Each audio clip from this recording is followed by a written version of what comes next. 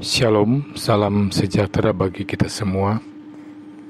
Saat ini saya akan membawakan renungan berdasarkan bacaan Alkitab yang terdapat di dalam Markus pasal 8 ayat 31 sampai Markus pasal 9 ayat 1. Pembacaan ini sesuai dengan bahan MTPJ Sinode Gemim tanggal 25 Februari sampai 2 Maret tahun 2024. Bunyinya sebagai berikut.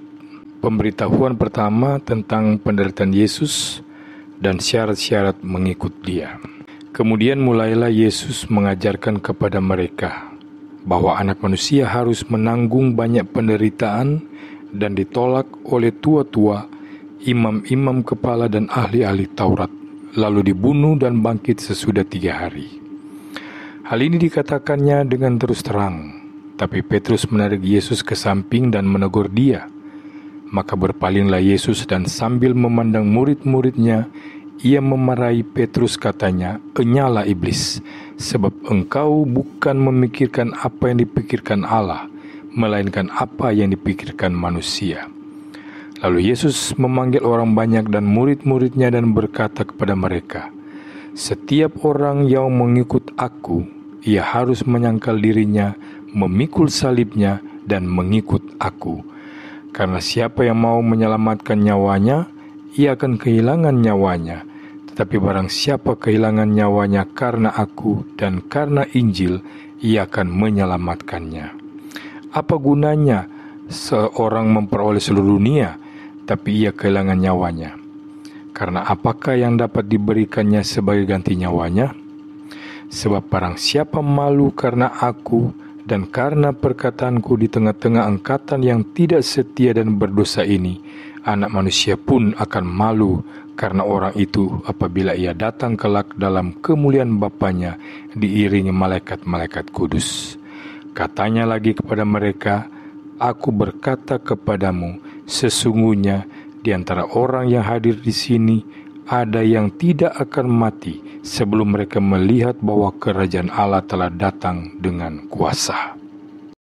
Saudara-saudara yang Kristus kasihi, pernahkah kita mendengar pernyataan, "Sapa suruh ngana pilih itu"?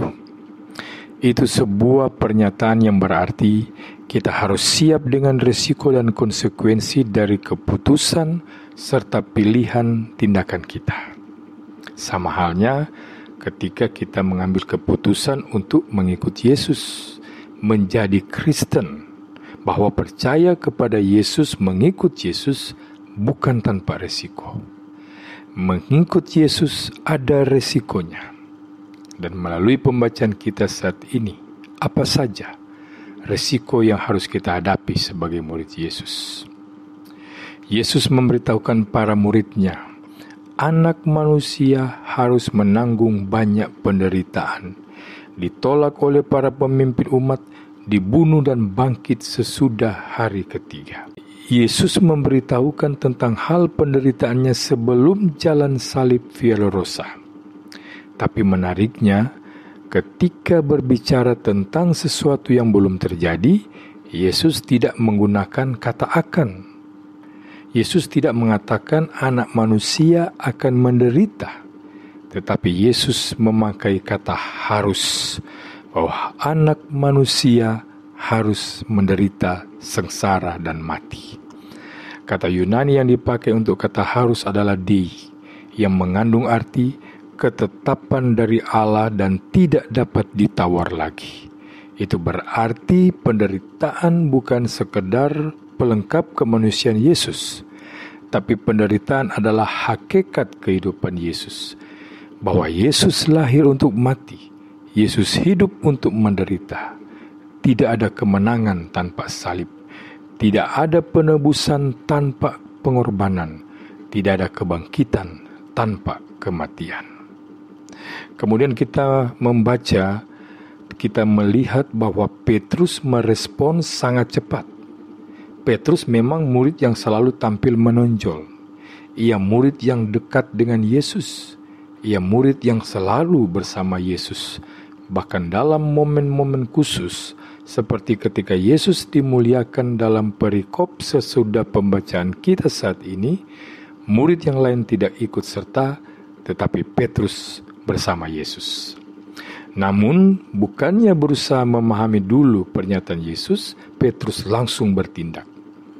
Biasanya saat guru atau pendeta mengajar, ada siswa atau pemuda yang mau bertanya, pasti mereka akan menyusun kata-kata dan kalimat lebih dahulu dalam pikiran.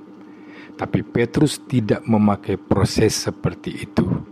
Disebutkan dalam pembacaan kita ini, tetapi Petrus menarik Yesus ke samping dan menegur dia. Kata menegur dalam teks ini menggunakan kata Yunani epitimao. Kata ini biasanya dipakai Yesus untuk menghardik setan. Kita tahu Petrus ini sangat berani. Itu sebabnya Yesus menjawab Petrus dengan berkata, "Enyalah iblis." Petrus mendapat teguran keras.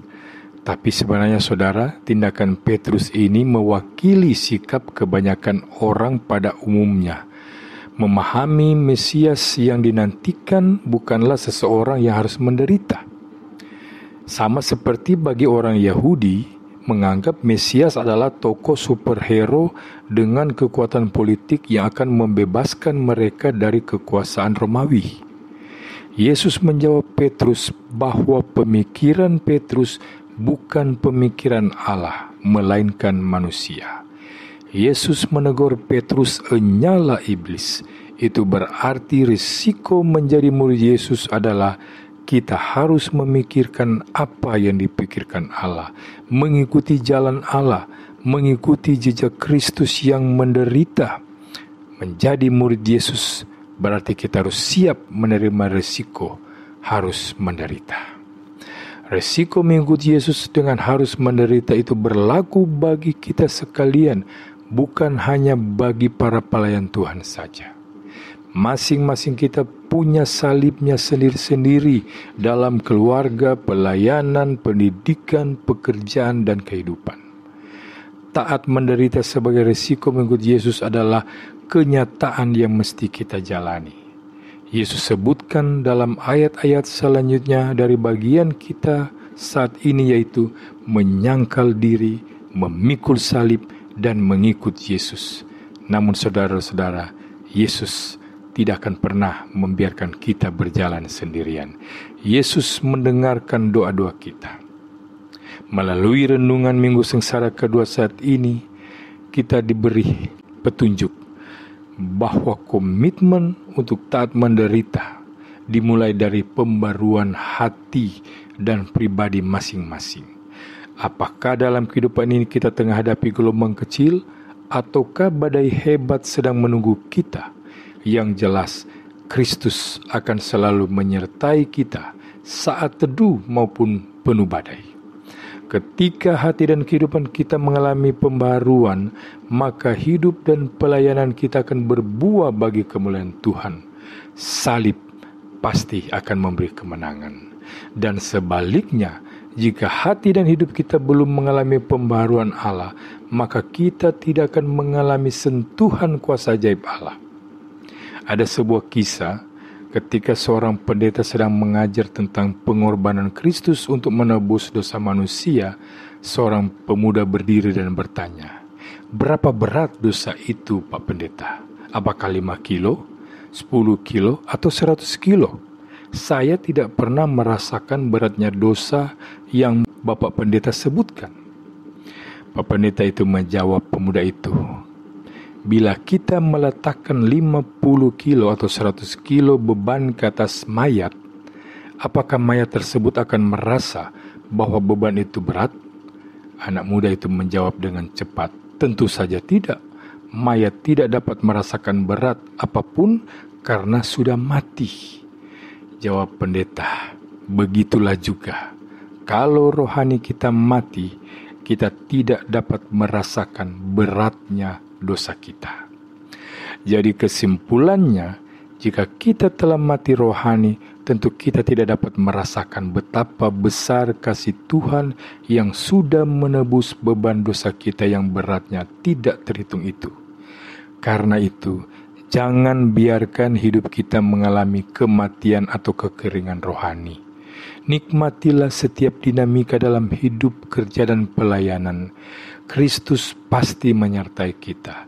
tetaplah taat dan setia meskipun menderita sampai akhir kehidupan kita. Jangan pernah sesali pilihan dan keputusan kita yang kita ambil untuk menjawab pernyataan di awal renungan ini. Sapa suruh ngana pilih itu. Sapa suruh ngana pilih mengikuti Yesus. Selamat merayakan Minggu Sengsara kedua. Tuhan Yesus memberkati kita semua. Amin.